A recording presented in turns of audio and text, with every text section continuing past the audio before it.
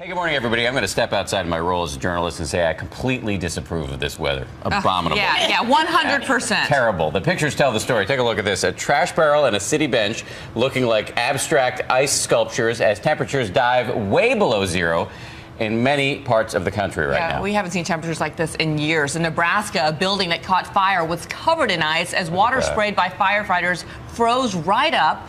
And snow is another part of the story, obviously, as much of the country digs out from the major storm that just blew through. Take a look at the inside of this train. And if you were in one of these cars, wow. Good luck digging out. And here in New York City, the best way to get around, check it out, skis. That's how I got to work this morning, Bianca. Yeah, I wonder why you were late. Yeah, exactly. Well, I pulled a hammy on the way. Anyway. Hammy? You always do that. Yeah, well, that's my go-to injury. It is.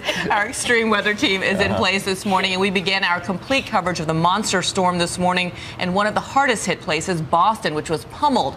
And the big dig out well underway there. Our Ron Claiborne has been there since the storm hit. Good morning, Ron. Hey, good morning to you, Bianca. You know, from the Mason-Dixon line to Canada, from the upper Midwest all the way to Cape Cod, pretty much the same story. Extreme cold. It's about 1 degree above zero here in Boston.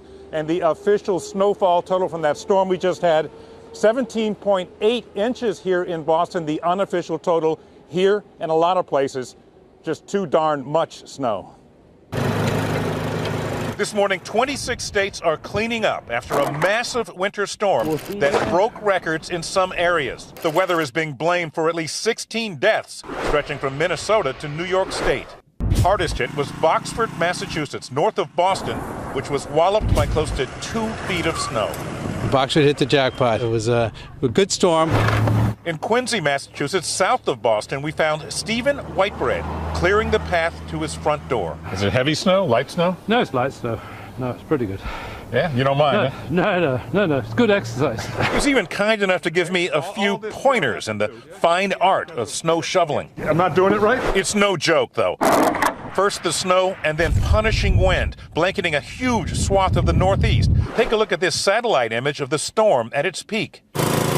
And now bone-chilling, teeth-chattering, frost-biting, sub-zero temperatures. Chicagoland is preparing for a deep freeze. Single-digit temperatures are on the way as people continue to dig out. I guess we have to go with the road with the punches. This New Jersey postal workers route was brought to a screeching halt when his mail truck was surrounded by floodwaters. Some drivers in Maine braving flooding ice waters. And in North Carolina, a group of hikers stranded on the Appalachian Trail. 5 o'clock, it went from not sticking at all to about 2 inches in 20 minutes. The National Guard rescuing those hikers after a long, frigid night. And in New York City, newly minted Mayor Bill de Blasio proudly told his city 100% of primary roads have been plowed. The mayor himself even pitched in with some snow shoveling, experiencing what millions of people in the Northeast are still grappling with. And in the next few days, things are going to get really tricky because it's going to warm up well above freezing. Then it's going to rain, and then it's going to go way back down well below freezing, which means a lot of these streets like Boylston Street, I know you're familiar with it, Dan, are going to look like hockey rinks in a couple of days. And Ron, we know that you are stuck in Boston. You were unable to get back down here for the newscast this morning. Bianca has printed up free Ron Claiborne T-shirts. You look miserable, Ron. Yeah, we've got them for you. I need a free Ron Claiborne hoodie. Yeah, exactly. All right, get inside and warm up. We'll see you back here tomorrow morning. Thank you, Ron Claiborne.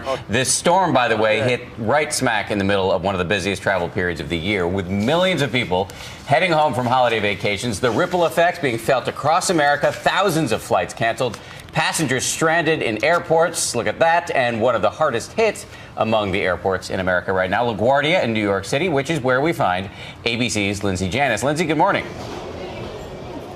Good morning, Dan and Bianca. Things were just getting back to normal yesterday when a fresh round of cancellations came because of ice. Already on the boards this morning, we have 750 cancellations, more than that actually, and more than 2,400 delays across the country. This morning, more misery for travelers. Frozen snow making ice rinks out of tarmacs and runways. prompting Delta to cancel dozens of flights out of New York's JFK, and Southwest to strand hundreds of passengers in Chicago. I'm just hoping I don't have to get in a car and drive to California, that's all. It comes on top of nearly 3,500 flights canceled by airlines on Friday and more than 2,600 on Thursday. The number of delayed flights since the snow first started falling now approaching nearly 50,000. Our flight just kept getting pushed back and pushed back and pushed back and then finally canceled. I'm hoping not to have to spend another night far from home. It all means more of this. Travelers camped out on floors, at food courts, the lucky ones on reclining camp beds. And with the weekend flight schedule up in the air, a little advice for those still hoping to head home. It's a heavy, heavy holiday weekend for people to travel, and so I think they should call before they come to the airport. A few other tips: check social media. Airlines are increasingly using Facebook and Twitter to alert flyers about travel delays. And make sure you're aware of change fees. Often during bad weather, airlines will waive fees or allow you to make changes without penalty. It's not the way thousands of Americans expected their holiday to end. Horrible. Never do it again. Never, never, never.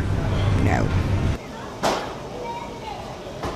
So Saturday is generally a lighter travel day, so we're told that some of the backlog will be cleared today, but for many people it's going to be the beginning of next week before they get home. Bianna? Oh, a huge headache for so many Americans. Lindsay, thank you. And for many parts of the country, temperatures are expected to continue to drop even lower early next week. So just how much worse will things get? Well, we want to welcome meteorologist Brad Nitz from our ABC affiliate WSB Channel 2 Action News in Atlanta. He's freezing outside in Central Park for us. Good morning, Brad. Yeah, good morning. Temperatures this morning in Central Park, 11 degrees. That's 16 below the average here in New York City. About 6 inches of snow still on the ground from what came through overnight Thursday night, early Friday morning. Now temperatures across the Northeast are only 1 degree in Boston. We're 1 below zero in Atlantic City, 3 below in Burlington, and we have the teens from the nation's capital up towards Buffalo this morning.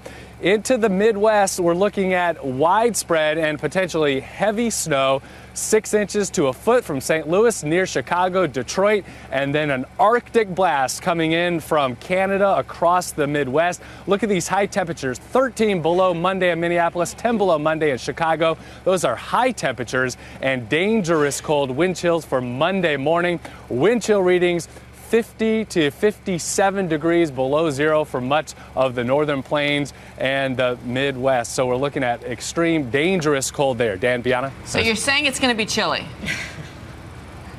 Yeah, be a little chilly. This is how we roll at GMA. We take a meteorologist from balmy Atlanta and we force him to stand out in the freezing cold in Central Park. Brad, welcome to the hazing ritual. Puts our Atlanta cold in perspective. Exactly. Yeah. We'll bring you inside in just a little bit.